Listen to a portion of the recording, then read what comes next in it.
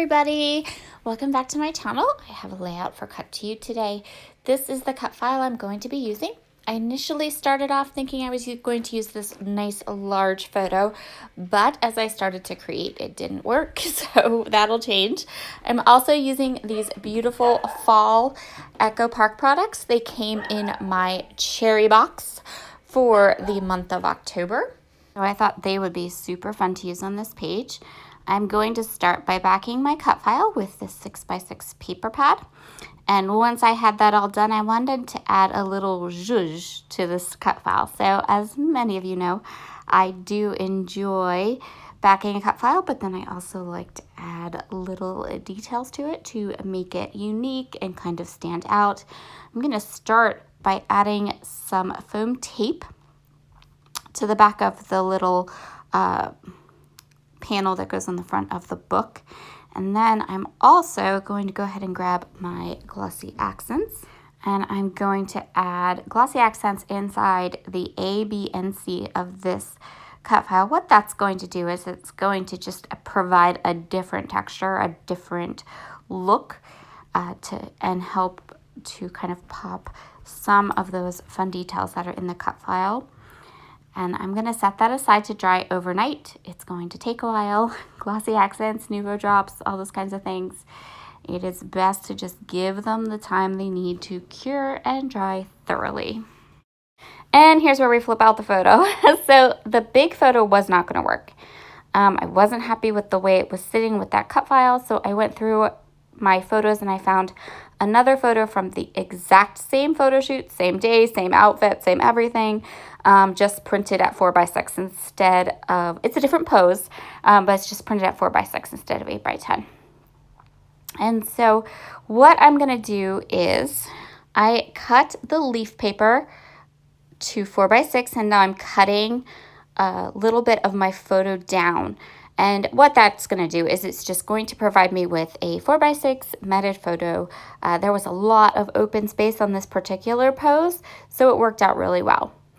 I'm going to go ahead and I'm going to keep this layout centered.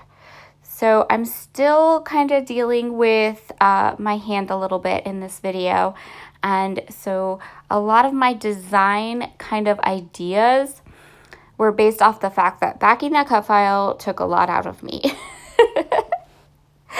And even though I did let the glossy accents sit and dry, when I came back to the layout, I was still kind of like, you know what, let's keep this really simple. So I'm going to put the cut file underneath my photo. I'm going to center everything. I'm going to pop the photo up on some foam tape. And I'm going to keep the design really, really simple. I had thought about doing a border across the top and the bottom, but I feel like when this was all finished and done, it turned out adorable, and it really didn't need that. I was, as I was sitting and creating, I always think to myself, what else can I do to a layout? Like, what will look good without looking overdone? So I had thought about adding another pattern paper to the back. I had thought about adding a border to the top and bottom. I had thought about doing some torn edges or some torn layers. But really, as I started to create with this, I was liking the simplicity of having everything kind of clustered together in the middle of my page. And so that is what that's what I decided to go with. I went ahead and added these beautiful Garden Grove thickers. These are my favorite. I love this font. This font is as good as Fitzgerald. So if you're one of those girls that knows what the Fitzgerald font is and was obsessed with it, try this font. So I bought a full 6 packages of these gold thickers, and then Amy Tangerine's new Late Afternoon collection uses this same font, but it's in green. And I've been searching as American Crafts comes out with collections. I've been searching because I am totally determined that if this comes out in any colors, I'm buying it, maybe even more than one, because I love this font. It's a really great font, and I'm kind of obsessed. So I'm going to use these gold ones to put the date the picture was taken up on the photo, and then to put 5th grade on the other side. So I'm still working through my son's school album and school pictures. I'm getting as many done as I can during the fall. That's kind of my goal every year. But this year I feel like I've actually accomplished quite a few school layouts, which makes me super duper happy. He is in 9th grade, so yeah.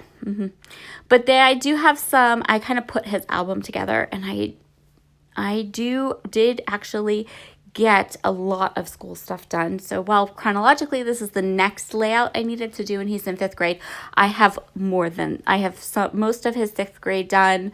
I even started 7th grade. He's in 9th, so we still have a ways to go, but that's okay. We're homeschooled. We homeschooled as well. So the photos and the way that I document his school years, there isn't a ton of pictures, so there isn't a ton of layouts every year that I have to do. Sometimes if you have kids in sports or lots of different activities, you end up with needing to do almost an entire album per year of school, right? And I don't have that. So what I'm going to do now is I'm going to go ahead and go through the die cut. So I have an ephemera pack. I have the enamel dots. I have puffy stickers. I think those are the embellishments. Oh, and brads. I'm going to use brads on this layout too. How cool is that? Anyway, and chipboard. I think I used chipboard too. So I'm going to go through all of these packages of embellishments. So all of these embellishments, they're all from very, very similar lines from Echo Park, maybe different years, but Echo Park fall lines tend to really translate from year to year and all go together, as you can see from this. And that goes for Cartabella too. Since they're made by the same company, manufactured by the same company, the die lots are practically identical. And so I really mix and match. I am also a huge fan of Cartabello and Echo Park's fall and winter lines. For some reason, they're just so cute and so adorable, and I need them all. Right, okay. So what I'm going to do now is I'm just going to go ahead and cut some of these cut apart sheets. This is the 6x6 cut apart sheet, but I really wanted to use that one that has a banner and an owl. There are lots of adorable little animals in these products I have. They're all from different collections, but they have these adorable animals all through them. And I really wanted to add some of them to this layout because 5th grade, I think, is still acceptable for ABCs and cute little animals on school pages. That changes as they get older, I think, just because, you know, they're older. But that changes in a lot of ways when they get older. But I still felt like all these cute little animals would totally work on this page, and we were going for it. I'm going to give everything some Distress Oxide Vintage Photo ink. I am working on a piece of that speckle tone starch white cardstock. I have almost made 25 layouts with that cardstock. And I'm going to have to order more because I am seriously obsessed with it. It's so good, you guys. And I did some stenciling and some mixed media on it, and it was beautiful and it worked. It didn't warp. I just love this stuff. So again, it's speckle tone starch white cardstock from the Cardstock Warehouse if you are interested. It is worth it. It's so good. All right, so I'm going through the icons again, the ephemera packs again, because I want this. I want a little bit of a frame. I feel like we don't have a good color balance going on. That owl is kind of getting lost, and we need something behind it or with it to pair it with to kind of give it as much weight as the bear that's on the other side. And I'm just going to go ahead and ink everything up and kind of get these clusters settled. So I always do clusters kind of the same way. I start with large die cuts. I start with my biggest pieces and then kind of go for more medium-sized embellishments or more medium-sized pieces, and then I go to small, and then I do teeny tiny things like sequins or Nuvo drops or enamel dots, something like that. So I'm going to go through here and I'm going to get all these larger pieces glued down so that I can kind of start to layer up the smaller embellishments on top of them.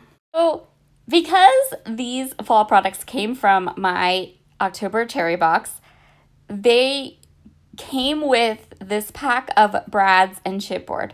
Now, guys know how I feel about chipboard, but I have not used a brad in a decade at least. I haven't bought a brad in like a decade. I don't even have another pack of brads in my scrapbook studio anywhere. But I gotta say, these brads kind of made me wish that I had been buying them all along because they were really nice. So they add this fabulous dimension, but they're not as heavy and not as thick as the big wood buttons that are real popular right now. And I loved the glossy look to them. Kind of forgot how much I liked brads, I guess, maybe. I don't know. But I did end up using quite a few of them.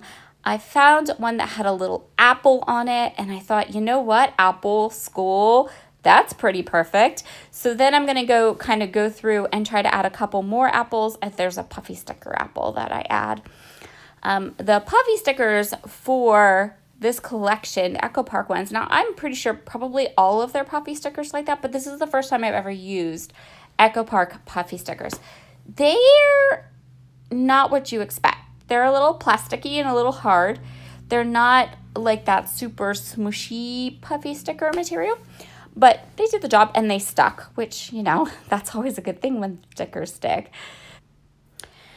And you can see here what I did. So I grabbed this mat that I usually use when I'm hand stitching something. And I grabbed my amazing Amy Tangerine pokey tool. And now I'm just going to go and use that to get my brads into my paper. This went really easy. And yeah, I was really happy with it. And I was kind of like, oh, maybe I should buy some brads next time I see them. We'll see. Anyway, next up, I knew I wanted to add more apples, and I found a little puffy apple sticker. I'm going to add that. And then I'm just going to sprinkle some enamel dots around this layout. And that's going to complete this one. Thank you so much for joining me today. I hope you will check out Cut to Use newest cut file collection.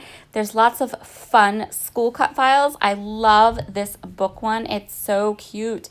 And our design team this month, a couple of us have used this particular cut file in so many different ways and for so many different types of layouts. It's super versatile, so you should definitely check it out. I hope you've all had a fabulous week. I'm so glad it's Saturday, or it will be Saturday when this video goes up. Yay! Have a wonderful day, and I will see you all again very soon. Bye.